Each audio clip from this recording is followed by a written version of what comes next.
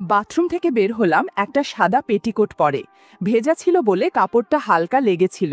খোলা চুল ভিজে, সিথি দিয়ে জল গড়িয়ে পড়ছিল। ঘরে ঢুকতেই দেখি প্রদীপ দাঁড়িয়ে, চোখ আমার দিকেই আটকে। ও বলল, যদি হাতাকাটা লাল ব্লাউজটা পরে আসতেন তাহলে রাতটা অন্যরকম যেত। আমি শ্রীলেখা, বয়স 40। এই বাড়িতে বিয়ের পর প্রায় 12 বছর কেটে গেছে। আমার স্বামী অসীম ব্যাংকে চাকরি করে, বয়সে 7 বছরের বড়। খুবই শান্ত স্বভাব, নিজের নিয়মে চলে। আর আমি ঘরের ভেতরেই নিজেকে সাজিয়ে রাখায় গৃহিণী। আমাকে দেখে অনেকে বলে, চাচি আপনি যেন সিনেমার মতো।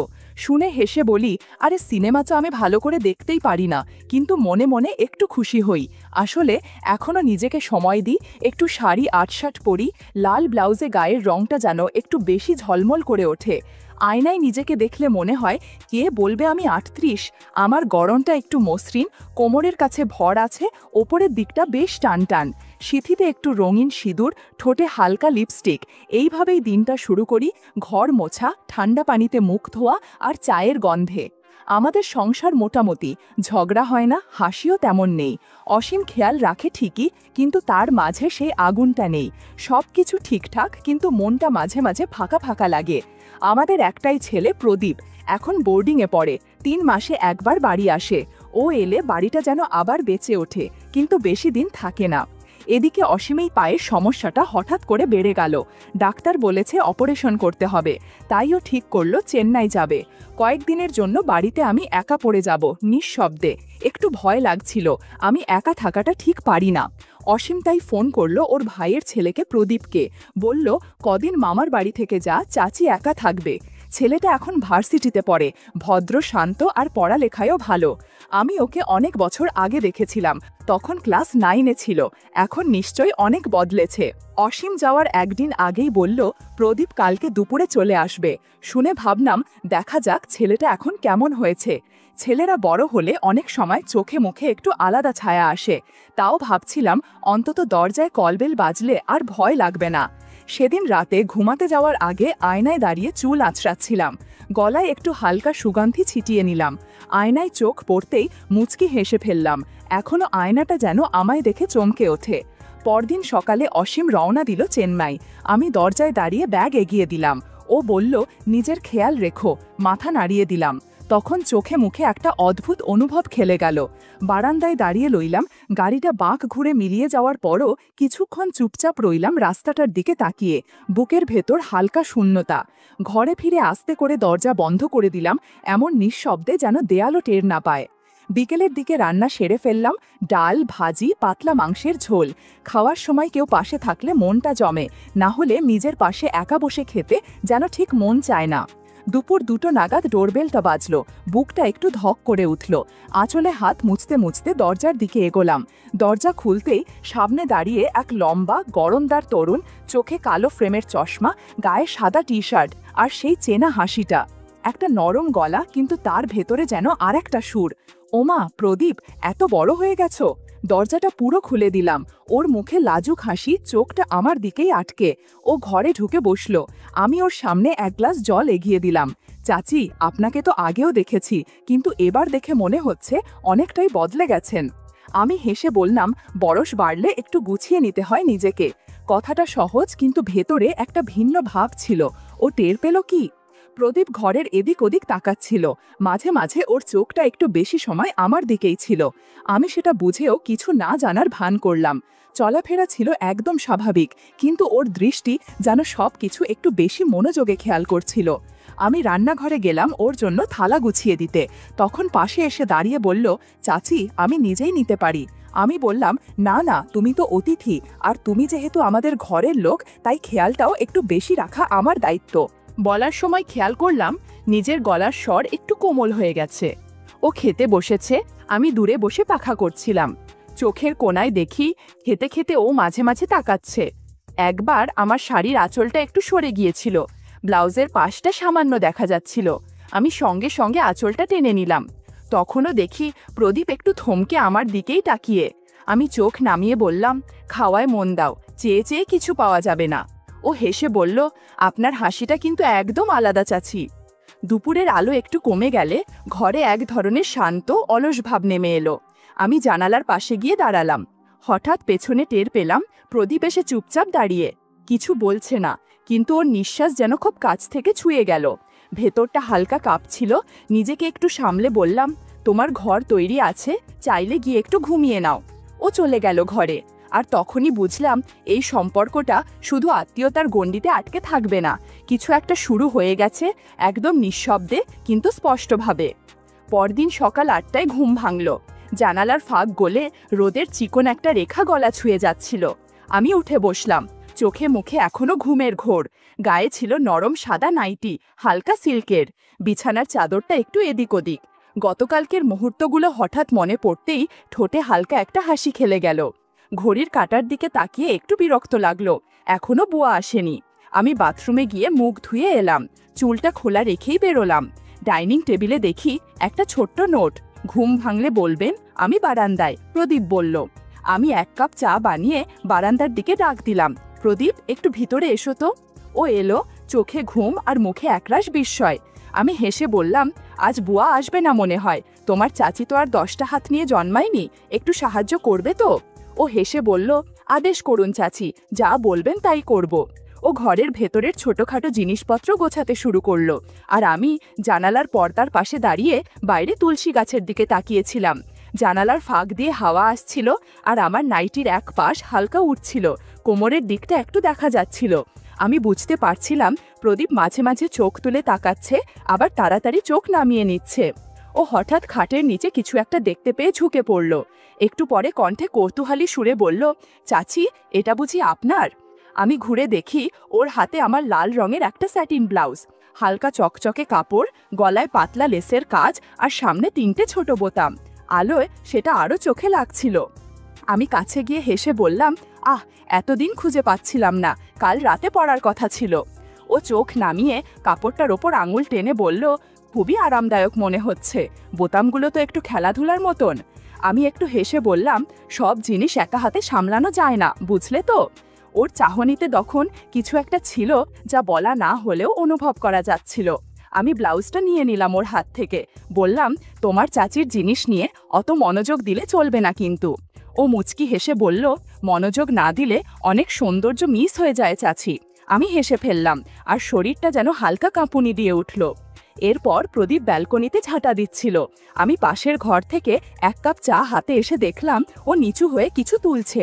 কি পেলি? আমি জিজ্ঞাসা করলাম। ও একটু থেমে বলল, মনে হচ্ছে কোথাও থেকে উড়ে এসে পড়েছে, তবে এটা খুবই হালকা জিনিস।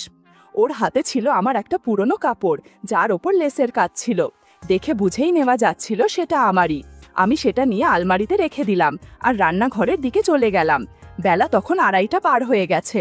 ফ্রিজ খুলে দেখি ডিম নেই, সবজিও প্রায় ফুরিয়ে গেছে। হঠাৎ মনে হলো কিছু হালকা খেতে ইচ্ছে করছে, চটজলদি কিছু হলে ভালো হয়, নুডলসও চলবে। রান্নাঘর থেকে মাথা বের করে বললাম, প্রদীপ, ভাতের হাঁড়িটা চুলায় বসিয়ে দিয়েছি, মাঝে মাঝে দেখে দিও, আমি নিচে দোকানে যাচ্ছি, মিনিট 10 লাগবে। ও বলল, চাচি রোদে বেরোবেন? হালকা শাড়ি পরেছি, সমস্যা হবে না, আর তুমি তো আছো ঘরে। লাল পাতলা শিফনের শাড়িটা কোমরে গুছিয়ে নিলাম, আর ব্লাউজটা ছিল স্লিভলেস। দরজা দিয়ে বেরোতেই বুঝলাম প্রদীপ একবার চোখ তুলে তাকিয়েছে। দোকানে গিয়ে দেখি দোকানদার আগের মতোই হাফহাতা গেঞ্জি আর গামছা কাঁধে। আমাকে দেখে ওর মুখে চেনা হাসি, কিন্তু চোখে যেন অন্যরকম মনোযোগ। বৌদি, এই রোদে কি চান? আমি হেসে বললাম, এই রোদেই তো পুরনো হাড় গলে যায়, আমি তো একেবারে নতুন। আমি একটা লুডুসের প্যাকেট চাইলাম। হালকা হাসির আদান প্রদান চলছিল। তোমার দোকানে তেল মশলার চেয়ে গরম যেন বেশি লাগে, বললাম। সে কানে গামছা ঠেকিয়ে বলল, সবসময় না, তবে কেউ কেউ এলে দোকানটাও গরম হয়ে যায়। আমি একটু হেসে বললাম, তোমার কথার মধ্যে আগুন লুকিয়ে থাকে দেখি। সে নিচু গলায় বলল, আজ রাতে কলা বাগানের পাশে একটু জায়গা ফাঁকা রেখেছি, চাইলে বসে চা খাওয়া যাবে। আমি প্যাকেটটা হাতে নিয়ে মুচকি হেসে বললাম, সন্ধ্যার হাওয়া ভালো থাকলে ভেবে দেখা যাবে। দোকান থেকে বেরিয়ে পেছনে তাকালাম না, তবে জানতাম সে তাকিয়ে আছে, হাঁটার ছন্দ বরাবর, চুপচাপ। ঘরে ফিরে দেখি প্রদীপ চুলার পাশে বসে। সব ঠিক ছিল? জিজ্ঞাসা করলাম। সে মাথা নাড়ল, কিন্তু চোখে যেন অন্য কিছু খুঁজছিল। আমি রান্নাঘরে গিয়ে গ্যাস জ্বালালাম। নুডলস রান্না হয়ে গেলে চুলা বন্ধ করলাম। পছন্দের সেই ঘ্রাণ ছড়িয়ে গেল ঘর জুড়ে। তবে খিদেটা আজ পেটের থেকে যেন মনে বেশি ছিল। ঘরের ভেতর প্রদীপ ফোনে ব্যস্ত, কিন্তু চোখ মাঝে মাঝে আমার দিকেই ঘুরছিল। রান্না করে ঘামার কারণে শাড়িটা গায়ে লেগেছিল, আর ব্লাউজটা যেন একটু বেশি টান ছিল পিঠের দিকে। গলার কাছটাও ভিজেছিল। আমি চুল সরিয়ে হালকা বাতাস খেতে লাগলাম। প্রদীপ তখন তাকিয়েছিল, চোখে কোনো প্রশ্ন ছিল না, শুধু স্থির দৃষ্টি। তুমি বসো, আমি একটু স্নান করে নিই, মাথার ভেতরটা গরম হয়ে গেছে। ও মাথা নাড়ল। বাথরুমে ঢুকে শাওয়ার ছেড়ে দিলাম। ঠান্ডা পানির ধারায় শরীর ভিজে যেতে লাগলো, কিন্তু মনে হচ্ছিল শুধু ঘামের ক্লান্তি নয়, দিনভর জমে থাকা চাপা অনুভূতিরা যেন ধুয়ে যাচ্ছে ধীরে ধীরে। বাথরুম থেকে বেরিয়ে এলাম সাদা ঘরের পোশাকে। ভেজা চুল খোলা, সিথি দিয়ে পানি পড়ছে নিচে। ঘরে ঢুকতেই দেখি প্রদীপ দাঁড়িয়ে, চোখে একরকম নীরব প্রশ্ন। কিছু একটা বদলে যাচ্ছে বুঝতে পারছিলাম, কথা না বললেও চোখের ভাষা অনেক কিছু বলছে। আমি হালকা গলায় বললাম, এই গরমে মানুষকে চিনে ফেলা যায়, কে কি দেখে আর কি লুকায়। ও কিছু বলল না, শুধু মাথা নিচু করল, যেন কিছু ভুল করেছে। কিন্তু আমি বুঝলাম এটা দেখার চেয়ে অনেক গভীর কিছু। ঘরের আয়নার পাশে দাঁড়িয়ে চুল মুছছিলাম। আয়নায় ওর ছায়া দেখা যাচ্ছিল। নিজের দৃষ্টিতে নিজেকেই যেন নতুন করে দেখলাম। শ্রীলেখা যেন আর আগের মতো নেই। রাতের খাবার শেষে প্রদীপ বলল, চাচি, আজ একটু আগে ঘুমোতে পারি? আমি মাথা নাড়লাম।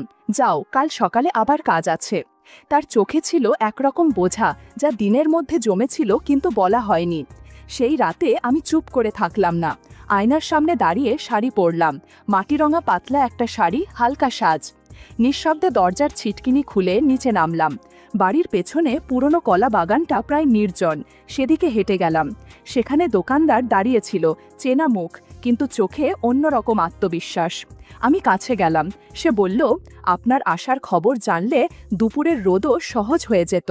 আমি বললাম, রাতের হাওয়া তো এখন বেশ ঠান্ডা, তবুও আপনি এলে সব গরম হয়ে যায়। আমরা পাশাপাশি বসলাম, চুপচাপ। পাতার আওয়াজ, হালকা বাতাস আর দূরের কোনো কুকুরের ডাক, সব মিলিয়ে ঘোরের মতো একটা আবহ তৈরি হলো। মনে হচ্ছিল আজকের রাতটা আলাদা। ঠিক তখনই দূরে একটা ছায়া নড়ল। বুঝলাম সেটা প্রদীপ। হয়তো দরজার শব্দে ঘুম ভেঙেছে। ও দাঁড়িয়ে রইল গাছের আড়ালে। আমি দেখেও না দেখার ভান করলাম। দোকানদার আমার দিকে হেলে বলল, ভাবিনি আপনি এভাবে আসবেন, আপনি তো শুধু দেখার জন্য নন। আমি হালকা হেসে প্রদীপের দিকে একবার তাকালাম। ও দেখছিল, চুপচাপ। আমি বুঝলাম এই রাতটা আমার নিজের মতো। ঘণ্টাখানেক পর ফিরে এলাম। পা টিপে টিপে ঘরে ঢুকে শাড়িটা নামিয়ে চেয়ারে রাখলাম। তারপর সোজা বিছানায় গা এলিয়ে দিলাম। চোখ বন্ধ করেও ভাবছিলাম প্রদীপ সব দেখেছে। এখন ওকে কিভাবে সামলাবো? যদি মুখ খুলে ফেলে? তবে আমি জানতাম ওর ভেতর কিছু একটা জন্ম নিয়েছে, আর আমি চাই ধীরে ধীরে সেটা যেন আমার অভ্যাস হয়ে যায়। ওর চোখে আমি যেন এক বিকেলের না ফুরনো আলোর মতো থেকে যাই। সকালে উঠে দেখি জানালার ফাঁক দিয়ে রোদ আসছে ধীরে ধীরে। হালকা ঠান্ডা বাতাস, কিন্তু ঘরের ভেতর একরকম অন্যরকম গরম লাগছিল, যা শুধু তাপমাত্রা দিয়ে বোঝা যায় না, বোঝা যায় চোখের ভাষায়, নিঃশব্দ স্পর্শে। আমি রান্নাঘরে গিয়েই চায়ের জল বসালাম। সঙ্গে দুটো টোস্ট গরম করতে দিতে দিতে পেছনে ঘুরে দেখি প্রদীপ টেবিলে বসে আছে। একগাল থেমে থাকা মুখ, কিন্তু চোখে সেই হালকা ঝাঁঝ এখনো টিকে আছে। ঘুম হয়েছে তো? আমি জিজ্ঞাসা করলাম। মাথা নিচু করে চায়ের কাপড় সামনে রাখলাম। ও একবার মুখ তুলে তাকাল, তারপর ধীরে বলল, আপনি তো মনে হয় ঘুমোননি। আমি হেসে বললাম, সবাই তো একরকম ঘুমায় না প্রদীপ। কারো ঘুম শরীর থেকে আসে, কারো মন থেকে, আর মন যদি চঞ্চল থাকে ঘুম আসে না। ও চায়ের কাপে চুমুক দিয়ে আমার দিকে তাকাল। গতকাল আপনাকে বাইরে যেতে দেখেছিলাম। তার কণ্ঠ মৃদু কিন্তু স্পষ্ট। আমি এক মুহূর্ত চুপ করে তার চোখে তাকালাম। তারপর বললাম, দেখেছো বলেই বলছো, নাকি অন্য কিছু মনে করেছো? প্রদীপ থমকে গিয়ে বলল, ভেবেছি, মিথ্যে বলবো না। আমি হালকা হাসলাম। তারপর ধীরে বললাম, তোমার চাচা এখন বয়সে বড়, রুটিন, দায়িত্ব আর নীরবতায় বাধা, কিন্তু আমি এখনও আলোর দিকে তাকাতে ভালোবাসি। গন্ধ, ছোঁয়া, দৃষ্টি তো বয়স দেখে না, তাই না? প্রদীপ চোখ নামিয়ে ফিসফিস করল, সবার বুঝতে পারা হয় না চাচি। আমি বুঝি, আমি বললাম। আমি চায়ের কাপটা এগিয়ে দিলাম। বোঝার আর জানার মধ্যে পার্থক্য আছে প্রদীপ। কেউ বোঝে, কেউ জানে, আবার কেউ অনুভব করে। ও একটু কাছে এসে বলল, আপনি চাইলে আমি আপনার মন বোঝার চেষ্টা করব, শুধু চোখ দিয়ে নয়, সময় নিয়ে, ধীরে ধীরে। আমার বুক তখন একটু ধকধক করছিল, কিন্তু ঠোঁটে এক হালকা হাসি। আমি বললাম, যে রাস্তা তুমি নিতে চাও সেটা সহজ নয়, তবে সাহস থাকলে আমি পথ দেখাবো। সেই সকালে আমরা নাস্তা করছিলাম। টোস্ট আর চায়ের বাইরেও চোখে, নিঃশ্বাসে, শরীরের নরম হাওয়ায় একটা ভাব আদান প্রদান হচ্ছিল। আজ বুঝেছি, প্রদীপ শুধু দেখেই না, অনুভব করতেও জানে। এক সপ্তাহ যেন হাওয়ার মতো কেটে গেছে। প্রদীপ যখন ঘরে থাকে তখন একটা টান টান ভাব চোখে পড়ে। হাত ছোঁয়ার সময় শিরায় শিরায় একটা আলাদা অনুভূতি বয়ে যায়। একদিন সকালে কল বেল বাজল। দরজা খুলতেই দেখি অসীম দাঁড়িয়ে, হাতের কাছে হ্যান্ড লাগেজ, ক্লান্ত মুখে হালকা হাসি। সব কিছু ভালোই হয়েছে, ও বলল। আমি মাথা নেড়ে জানালাম, তাই তো দেখছি। ওর মুখ দেখে বুঝতে পারছি এখন অনেক বেশি শান্ত ও ফুরফুরে অনুভব করছে। অসীম ফিরে এলেও ঘরের বাতাস আগের মতো লাগছিল না। আমি সাজানো বিছানায় বালিশ ঠিক করছিলাম, চোখে যেন মাঝে মাঝে প্রদীপের মুখ ভেসে উঠত।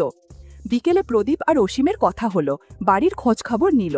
সন্ধ্যা নামতেই অসীম একটু উৎসাহ নিয়ে বলল, আজ রাতটা একটু অন্যরকম হোক, অনেক দিন তো দূরে ছিলাম। আমি চুপচাপ মাথা নেড়ে বললাম না কিছু। সেই রাতে ওর স্পর্শ পেলাম ঠিকই, কিন্তু আমার মনে কিছু স্পর্শ পেল না। অসীম পাশে থাকলেও মন ছিল অন্য কোথাও। রাত প্রায় 12টা বাজে গেছে, অসীম ঘুমিয়ে গেছে। আমি ধীরে উঠে দরজা খুলে বাইরে এলাম। ঘরের নিস্তব্ধতা ফেলে সোজা ড্রয়িং রুমের পাশের গেস্ট রুমে প্রদীপের ঘরে গেলাম। ও দরজা খুলেই আমার দিকে তাকাল। চোখে কোনো প্রশ্ন ছিল না, শুধু এক ধরনের বোঝাপড়া, যেন অনেক আগেই জানতো আমি আসব। দরজার পাশে দাঁড়িয়ে বললাম, এই পোশাকেই ঠিক আছে? প্রদীপ হালকা হাসি নিয়ে বলল, যদি আপনি লাল ব্লাউজটা পরতেন বা সেই দিন ব্যালকনিতে পাওয়া সেটাটা, তাহলে হয়তো রাতটা অনেক দিনের জন্য মনে থাকবে। আমি চোখ নামিয়ে বললাম, তুমি যা বলো আমি তাই করব আজ। পরে ধীরে ধীরে ফিরে গিয়ে ব্লাউজটা পরে এলাম। চোখে হালকা কাজল, ঠোঁটে একটু লিপস্টিক আর হালকা সুগন্ধি লাগালাম। তারপর আবার প্রদীপের ঘরে ঢুকলাম। সেই রাতটা ছিল একেবারে আলাদা। কোনো বেশি কথা ছিল না, শুধু এক গভীর বোঝাপড়া। বুঝলাম আমার প্রতিটি অনুভূতি, ইচ্ছা কেউ সত্যিই বুঝতে শুরু করেছে। ভোরে উঠে দেখি প্রদীপ ব্যাগ গোছাচ্ছে। বলল, চাচা ফিরেছেন, এখন আমাকে যেতে হবে। আমি বললাম, সব কিছু ঠিক থাকবে তো?